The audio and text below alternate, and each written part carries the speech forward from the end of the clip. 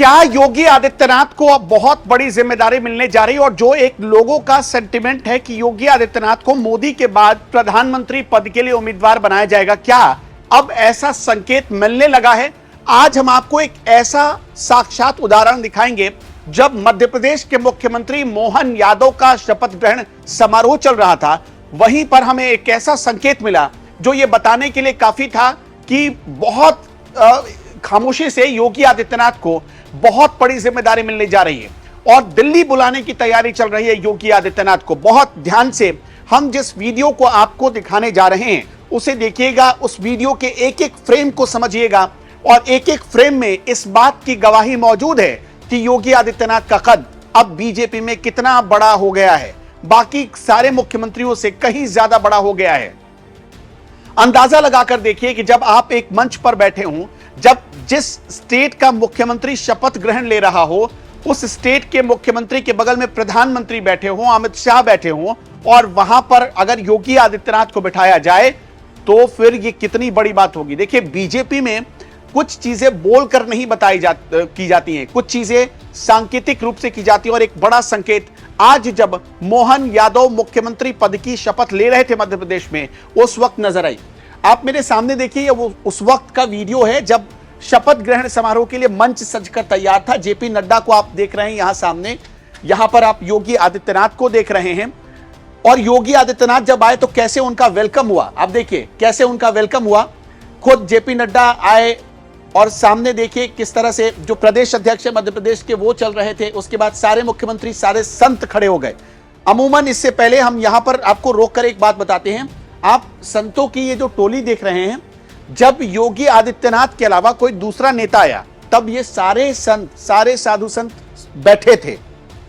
और लेकिन जब योगी आदित्यनाथ की जैसे एंट्री हुई तो साधु संत खड़े हो गए, सबने योगी आदित्यनाथ को नमस्कार किया। यहां तक कि प्रधानमंत्री मोदी भी जब इस मंच पर आए थे तो संतों को उनका अभिवादन किया था उन्होंने, संतों का। और संत उस समय भी मोदी का अभिवादन कर रहे थे।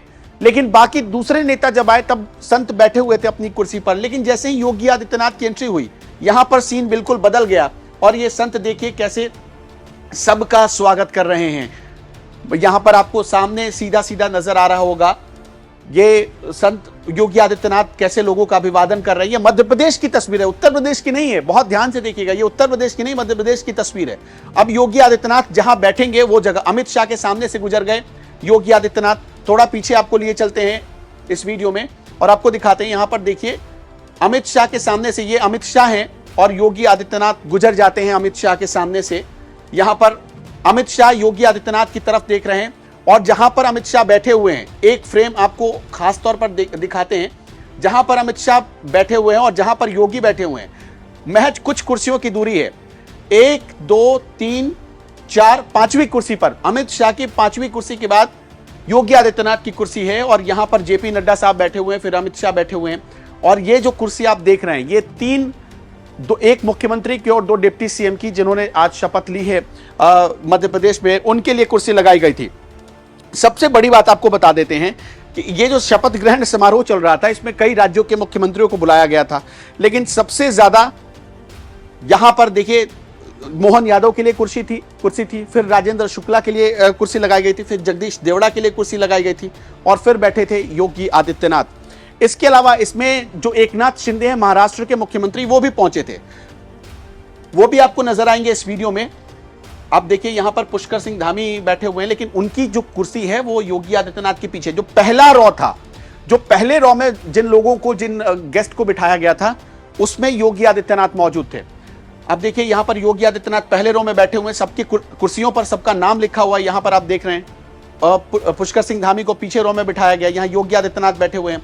और यहां पर राजेंद्र शुक्ला जो कि सांसद हैं, उनकी कुर्सी यहां पर लगाई गई थी योगी आदित्यनाथ के बगल में। और ये संत यहां पर बैठे हुए थे। संत जब बैठे हुए तब योगी आदित्यनाथ की एंट्री हुई तो सारे संत खड़े हो गए।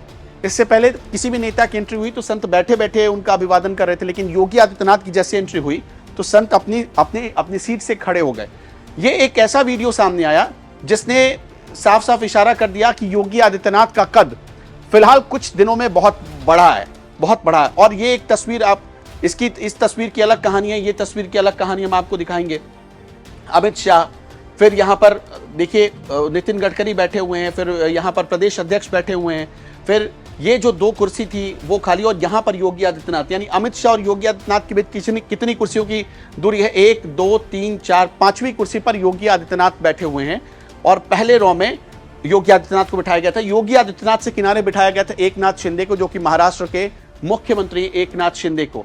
और सबसे खास बात इस पूरे मतलब शपथ ग्रहण समारोह की रही, वो खास बात ये रही कि जब योगी आदित्यनाथ आए तो सबने उनका अभिवादन किया, लेकिन अमित शाह के सामने से गुजर गए योगी आदित्यनाथ। ये देखिए, ये योगी आदित्यनाथ की तस्वीर थी।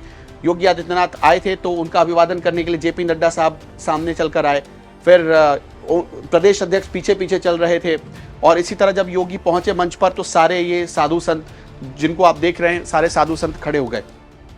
एक और बात आपको बताते हैं, योगी आदित्यनाथ का कद क्यों बढ़ता जा रहा है। हाल फिलहाल योगी आदित्यनाथ का स्ट्राइक रेट 72% तक पहुंच गया है। राजस्थान में जिन सीटों पर प्रचार किया योगी आदित्यनाथ ने, या इसके अलावा आप देखिए मध्य प्रदेश में जिन सीटों पर प्रचार किया, जिन सीटों पर छत्तीसगढ़ में प्रचार किया, या तेलंगाना गए योगी आदित्यनाथ, उन सीटों पर उनके जीत का स्ट्राइक रेट बढ़ता चला गया। और यही वजह है कि योगी आदित्यनाथ को अब दिल्ली बुलाने की तैयारी हो गई है।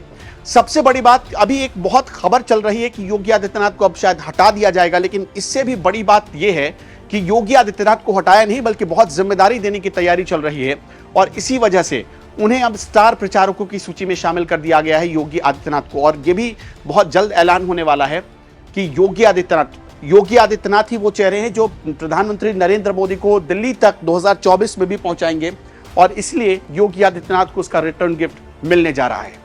हमने आपको चूंकि बताया कि दिल्ली बुलाने की तैयारी और स्टार कैंपेनर बनाया जा रहा है, योगी आदित्यनाथ को उस सूची में डाल दिया गया है, तो अब क्यों डाला गया है, अब इसे भी समझिए। इसके लिए भी हम एक आंकड़े लेकर आपके पास आए हैं। इस वक्त जो चुनाव हुए थे जिन 4 राज्यों में, मध्य प्रदेश उनमें से एक बड़ा स्टेट था, और मध्य प्रदेश में योगी आदित्यनाथ ने 29 प्रत्याशियों के लिए चुनाव प्रचार किया था, जिसमें से 22 प्रत्याशी जीत गए। 29 में से मध्य प्रदेश में 22 प्रत्याशी जीत गए, और 80% से ज्यादा का स्ट्राइक रेट उनका वहां पर रहा। इसी तरह राजस्थान में 65% का स्ट्राइक रेट रहा योगी आदित्यनाथ का। तेलंगाना में योगी आदित्यनाथ जिन सीटों पर गए, टी राजा वहां पर आप देखिए जीत कर आए हैं, वहां भी योगी आदित्यनाथ पहुंचे थे। इन 57 रैलियों के जरिए इस चुनाव में, इन 4 राज्यों के चुनाव में 92 सीटों पर इसका असर पड़ा, और 92 सीटें बीजेपी ने निकालने में कामयाबी हासिल की है।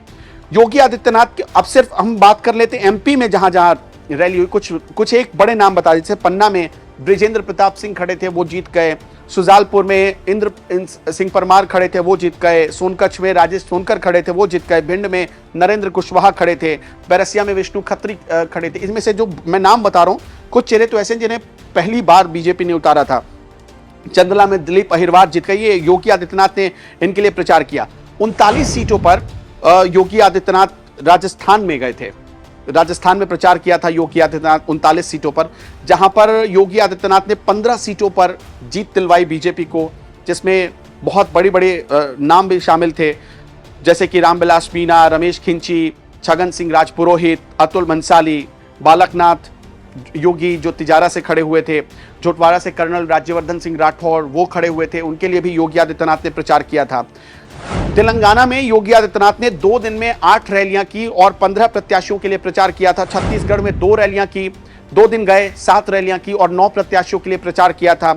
मध्य प्रदेश में 4 दिन गए 16 रैलियां की और 29 प्रत्याशियों के लिए प्रचार किया था। इसी तरह राजस्थान में योगी आदित्यनाथ 7 दिन गए थे, वहां 26 रैलियां की, 39 प्रत्याशियों के लिए प्रचार किया था। कुल मिलाकर इस पूरे चुनाव में जो 4 राज्यों के चुनाव हुए थे, उनमें योगी आदित्यनाथ ने 15 दिन तक लगातार हर दिन अलग अलग स्टेट में चुनाव प्रचार किया, 57 रैलियां की और 92 प्रत्याशियों को जीत दिलाई। तो ये योगी का स्ट्राइक रेट बताता है कि योगी बेस्ट कैंपेनर बन चुके हैं। उनका जो बुलडोजर सिग्नेचर है वो बेस्ट सिग्नेचर बन चुका है और लोग इसे पसंद कर रहे हैं, इसलिए योगी आदित्यनाथ को दिल्ली बुलाने की तैयारी चल रही है। इसके अलावा एक और चीज जोड़ देना चाहते हैं हम कि यूपी के मुख्यमंत्री ने जहां से जिस सीट से चुनाव प्रचार की शुरुआत की थी, वो सीट भी बीजेपी जीती थी। ये जो 4 स्टेट के नतीजे आए थे पिछली बार 3 तारीख को, वहां पर उस जगह पर जिस सीट पर योगी आदित्यनाथ ने चुनाव प्रचार की शुरुआत की, वो भी बीजेपी जीत गई। सीरपुर वो सीट थी जहां से डॉक्टर पलवई, हरीश बाबू और घोषा महाल से टी राजा ने जीत हासिल की है। ये 2 ऐसी सीटें हैं जहां से योगी आदित्यनाथ ने प्रचार की शुरुआत की थी। एक घोषमहल की सीट है और दूसरे में है सीरपुर की सीट, जहां से डॉक्टर पल्लई, हरीश बाबू ने जीत हासिल की है।